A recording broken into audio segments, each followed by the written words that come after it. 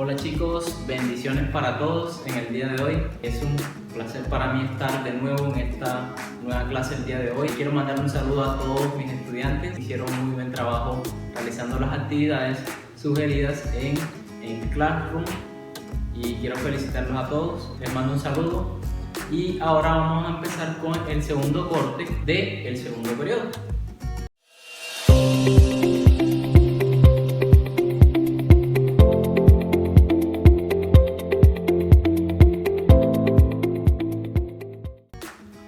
Entonces chicos, en este segundo corte vamos a empezar a hablar de las fracciones. Primero vamos a definir qué es una fracción. Entonces, una fracción es un número que representa una o varias partes de una unidad. Ahora vemos un ejemplo de una fracción. Entonces encontramos dos números naturales, uno arriba y otro abajo. Esto corresponde a una fracción. Ahora, esta fracción tiene dos elementos importantes, que son el denominador, el cual indica la cantidad en la que está dividida la unidad, y el numerador, que indica las cantidades que se toman de esa unidad. Es decir, que si nosotros tenemos una unidad dividida en 5 partes, veanlo aquí, nosotros con el numerador tomamos 4 partes, por lo tanto esa fracción se leería 4/5. Esto es la representación numérica de una fracción. Veanlo ahí.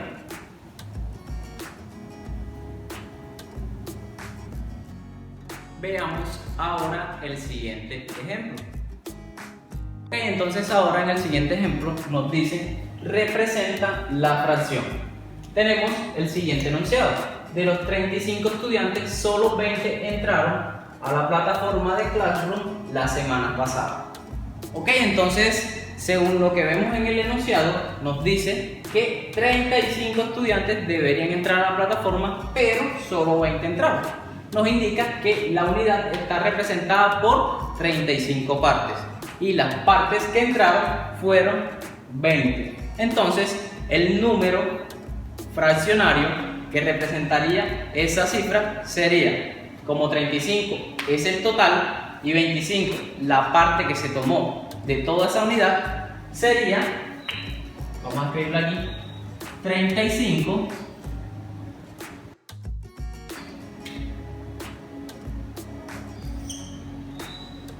que sería el total, 20 estudiantes. Ok, entonces para nosotros leer esta cifra se lee de la siguiente manera: 20 sobre 35 avos. Ahora, ustedes notarán que yo hablo de 35 avos. Bueno, entonces para aclarar un poco en este tema de cómo se lee un número fraccionario, primero leemos el numerador, luego el denominador. Ahora, si el denominador está entre 2 y 9, es decir, 2, 3, 4, 5, 6, 7, 8 y 9, estos se leen de la siguiente forma. Por ejemplo, 4 y un 5 abajo.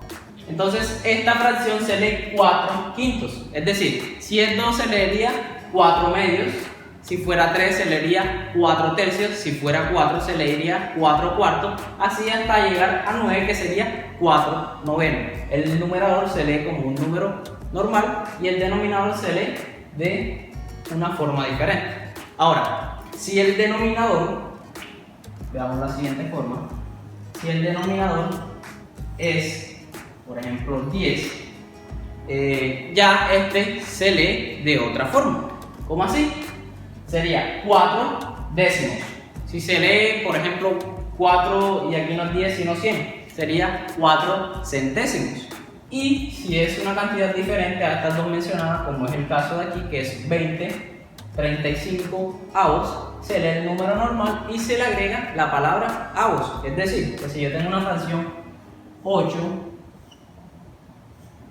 sobre 12, esta fracción se leería 8/12 avos. Entonces ahora pasemos a representación gráficas de números fraccionarios. Una fracción puede representarse de diferentes formas, ya sea en conjuntos, en una unidad o en una recta numérica.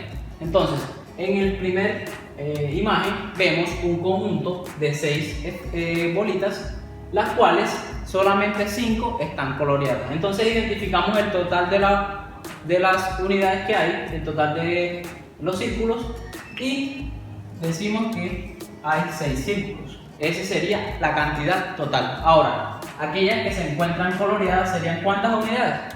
5 unidades. Por lo tanto, esa fracción se puede representar como 5 bolitas coloreadas de 6 que hay en total. ¿Ok? Y esa sería para un conjunto de elementos. Ahora vamos a ver la siguiente figura geométrica y vemos que esta figura está dividida en 6 partes. Esas 6 partes sería el total de la cantidad dividida, por lo tanto sería nuestro denominador. Ahora, como esta unidad la dividimos en 6 partes y solo coloreamos 5 de esas 6 partes, entonces decimos que la fracción que representa también sería que 5 de 6, que sería 5 sextos. Muy bien, y ahora en la recta numérica tenemos una unidad que va desde 0 hasta 1, pero en esta recta numérica está dividida en 1, 2, 3, 4, 5 y 6 divisiones. Entonces, si nosotros coloreamos, vemos que hay 5 partecitas coloreadas. Decimos que 6 es la división total y 5 sería la cantidad coloreada de 6. Por lo tanto, entonces podemos decir que estas son las formas de representar gráficamente una fracción de números naturales. Ok, entonces ahora vamos a hablar de algunas propiedades que se presentan en las fracciones, como son fracción propia, igual a la unidad, y fracciones impropias. Entonces, estas fracciones propias, principalmente hablando de ellas, se caracterizan principalmente por presentar un numerador mucho menor al denominador. Por ejemplo, un cuarto. Ahí vemos que el numerador, es decir, este número de acá arriba, es un número menor que el denominador. Eso es lo que representa a cualquier fracción como una fracción propia, que el numerador sea menor al denominador. Ahí tienen el ejemplo. Ok, pasamos ahora a la segunda propiedad y nos dice igual a la unidad. Entonces, cuando una fracción es igual a la unidad, nos quiere decir que tanto el numerador como el denominador tienen que el mismo número, y es decir que al dividir es el numerador por el denominador nos debe dar 1 o la unidad. Por ejemplo, vamos a ver aquí, por ejemplo, veamos por acá, a 6 sobre 6. 6 sextos, si miramos el numerador, es igual al denominador, y si dividimos 6 entre 6 nos da 1. Por lo tanto, esa es la propiedad que define igual a la unidad. Un numerador igual al denominador. Muy bien, perfecto. Entonces, ahora, en las fracciones impropias, es totalmente lo contrario a las fracciones propias. En las fracciones propias decíamos que el numerador era menor y el denominador era mayor. En las fracciones impropias tenemos que el numerador es mucho mayor que el denominador. Veanlo ahí, tenemos el ejemplo, 7 cuartos. 7 es más grande que 4, por lo tanto, esta sería una fracción impropia. Hola chicos, bueno, en esta parte vamos a hablar un poco acerca de la asignatura de estadística y vamos a empezar hablando por diagrama de líneas. Ok, entonces primero vamos a entender un poco qué es un diagrama de línea. Bueno, un diagrama de línea es una representación de puntos unidos por líneas rectas para mostrar que una variable varía a medida que cambia el tiempo. ¿Cómo así? Es decir, que si nosotros vemos el siguiente ejemplo, tenemos libros vendidos en 6 meses. Aquí tenemos la cantidad de libros que se venden, 100, 200, 300, 400, 500, 600, 700 y así sucesivamente. Y acá vemos el tiempo, pero el tiempo aquí está en meses. Tenemos enero, febrero, marzo, abril, mayo, junio y julio. Entonces tenemos la variable y vamos a ver qué tanto varía ella a medida que pasa el tiempo. Ok, entonces bueno, lo primero que hacemos es identificar los puntos. Vemos que en la gráfica están los puntos y cada punto se une con una línea recta. Entonces ahí vemos un ejemplo de la gráfica de gráfica de líneas. Ok, entonces este ejemplo también podemos extraer información. ¿Cómo? Por ejemplo, vemos que el gráfico en enero, nos cuadramos aquí en enero y vemos dónde está el punto, está aquí. Y al frente del punto se encuentra el número 500.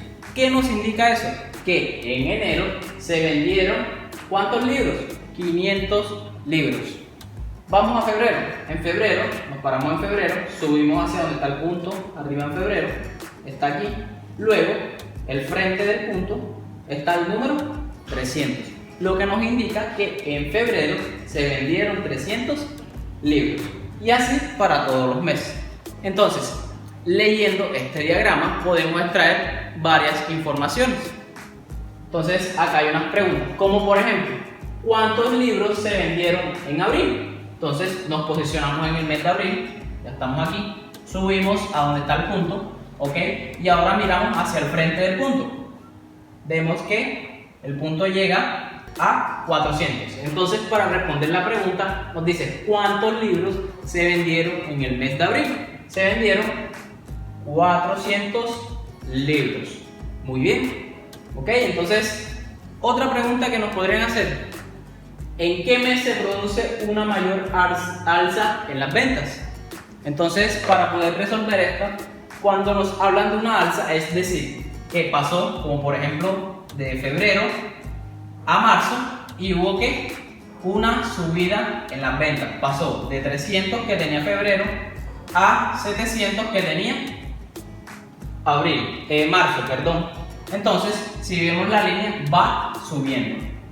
Al igual que en junio y julio, pasa de junio a julio y la línea va de forma ascendente. Por lo tanto, en esos 2 meses hubo una alza. Ahora, ¿cómo yo sé en cuál de los dos hubo mayor alza? Lo que debo hacer es una resta, es decir, restar la cantidad de números que se vendieron en el mes de marzo con respecto al mes de febrero. Es decir, en marzo se vendieron 700 libros. Vamos a ver marzo. Marzo se vendieron 700 libros menos los libros que se vendieron en febrero, que fueron 300. 700 menos 300, y esta cantidad nos da 700 menos 300, nos da 400 libros. Ok, entonces esos 400 que nos acaba de dar aquí es el alza en el mes de febrero, de marzo y febrero, es decir, es lo comprendido entre esos 2 meses. Entonces dicen, ¿qué mes se produce una mayor alza? Bueno, en marzo hubo un alza de 400 libros. Vamos a ver ahora el mes de julio. Okay, entonces julio tuvo, vamos a ver julio, 600 libros vendidos menos el mes de junio, para ver la diferencia que hubo, es decir, la variación. Cuando yo hablo de diferencia me refiero a la variación que hubo. Entonces, para yo ver la variación, y en junio se vendieron 100 libros. Por lo tanto, 600 menos 100, y eso nos da 500. Ok, entonces si nos damos cuenta, el alza que hubo en julio fue de 500. Entonces, ¿en cuál de esos 2 meses se produce una mayor alza en las ventas? Entonces, la respuesta correcta ahí sería en el mes de julio. ¿Por qué? Porque hubo un alza de 500 libros. Entonces, estos gráficos de línea lo que nos indica o lo que nos ayuda es a ver la variación que hubo entre una variable comprendida a medida que cambia el tiempo. Vamos a empezar hablando sobre la longitud. Pero primero vamos a entender un poco a qué se refiere el término longitud. Cuando nos referimos a una longitud, estamos hablando de la magnitud, la cual se mide en una sola dimensión, como por ejemplo puede ser el largo, por ejemplo el largo del tablero, o el ancho, o la altura. Cualquiera de esas tres variables puede ser una medida de longitud. Así también como otro ejemplo de la vida cotidiana que podemos dar es la distancia de mi casa al supermercado. Esa medida es una medida de longitud. Ahora, esta longitud, ¿en qué se va a medir? Se mide en unidades de metro. Es decir, en el sistema de unidades de medida que nosotros vamos a usar y que siempre se ha usado es el metro, la principal unidad de medida. ¿Por qué? Porque si no lo hacemos o si no tenemos esa convención de hacerlo en una sola unidad de medida, vamos a tener un gran desorden al momento de medir las cosas. Entonces, ahora quiero hablar un poco de las escalas de medida que se pueden hacer para poder realizar una conversión. Si nosotros recordamos, una regla puede traer 30 centímetros que a la larga pueden ser 0.30 metros. ¿Y eso cómo se hace? Teniendo en cuenta los patrones de conversión. Ok, entonces, si nosotros miramos las escalas de medida, empezamos con centímetros. Bueno, antes de centímetros está milímetro, pero aquí no lo vemos, pero ahí está. Tenemos centímetro, tenemos decímetro, tenemos metro, tenemos decámetro, tenemos hectómetro y tenemos kilómetro. Ok, entonces en esta escala para la conversión, cada vez que nosotros aumentemos, es decir, si nosotros vamos a subir de centímetros a decímetros, ¿qué es lo que debemos hacer? Siempre que nosotros vayamos a subir, lo que tenemos que hacer es dividir esa cantidad entre, bueno, una cantidad, vamos a escribir aquí cantidad dividida entre 10. Luego, si vamos a pasar de aquí a acá, realizamos el mismo proceso, esa cantidad dividida entre 10. Si hacemos el proceso de aquí hacia acá, va a ser esa cantidad que ya nos dio aquí dividida entre 10. Es decir, que a medida que nosotros vamos subiendo la escala, tenemos que hacer ¿qué? La conversión. Por ejemplo, vamos a hacer un ejemplo aquí. Si nosotros tenemos, supongamos, 20 centímetros y lo queremos pasar a metros, queremos hacer la conversión a metros, pero no sabemos cuánto es, lo que debemos de hacer es intentar subir. Ok, entonces, primero ¿qué haríamos? Subiríamos aquí a decímetro, es decir, lo dividiríamos entre 100 y luego esa cantidad la dividiríamos nuevamente entre 10, es decir, 20 dividido entre 10, ¿ok? Solamente para pasar de centímetro a decímetro. Vamos a ver, vamos a ir subiendo poco a poco. Entonces esta división, al nosotros hacerla aquí, un número multiplicado por 10 que nos dé 20, el número 2. ¿Ok? Entonces, ¿cuánto nos dio la división? Y la división nos dio 2. ¿Ok? Porque 2 por 10, 20, que de 20, pues 0. Ok, entonces ya lo tenemos en decímetro. ¿Qué quiere decir? Que 20 centímetros es igual a 2 decímetros. Ok, ahora vamos, como queremos obtener metros, vamos a pasar de decímetros a metros y otra vez hacemos la escala de otros 10 más. Es decir, 2 dividido entre 10. Y vamos a ver, un número que multiplicado por 10 me dé 2 no existe, ¿verdad? Por lo tanto, aquí agregamos un 0 y acá agregamos otro 0 y una comita aquí. Ok, ahora sí, un número dividido entre 10 que nos dé 20. Entonces buscamos el número 2, que de 20 nos da 0. Perfecto, entonces aquí podemos notar que en esta respuesta nos da 0.2. Y ahora sí, ¿en qué unidades? En unidades de metro. Muy bien. Y si queremos pasar ahora de, no queremos en metros, sino en decámetro, otra vez volvemos y dividimos entre 10 y así para obtener en la unidad de medida que nos pidan cualquier ejercicio. Perfecto. Eso en el caso de pasar de una unidad más pequeña a una más grande. Ahora, para nosotros convertir de, por ejemplo, kilómetros a decámetro, o de hectómetro a metro, o de metro a decímetro, en vez de dividir, lo que debemos hacer es multiplicar. Es decir, a medida que nosotros tenemos esta escala y vamos bajando, en vez de dividir, tenemos que tomar la cantidad y multiplicarla por 10. Veamos el siguiente ejemplo. Si tenemos 30 kilómetros y queremos convertirlos en metros, lo que debemos hacer es multiplicar de 10 en 10 hasta llegar ¿a dónde? A metros. Por ejemplo, empezamos. Entonces empezaríamos pasando de kilómetro a hectómetro. Entonces de kilómetro a hectómetro tendríamos 30 por 10. 30 por 10, si hacemos esa multiplicación nos daría 300.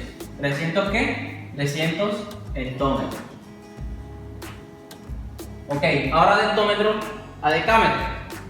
Otra vez 300 por 10.